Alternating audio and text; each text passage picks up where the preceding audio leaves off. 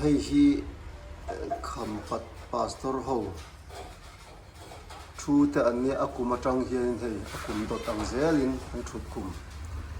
an tram kum ang zelin an lo tlara hei aro pui le mai a ti thale ave pastor an thut kum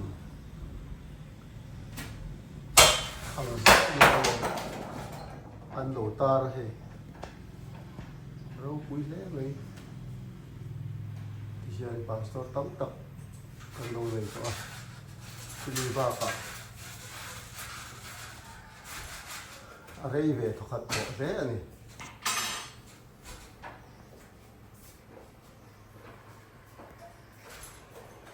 ăn xuân ôm rễ mấy chia nó trời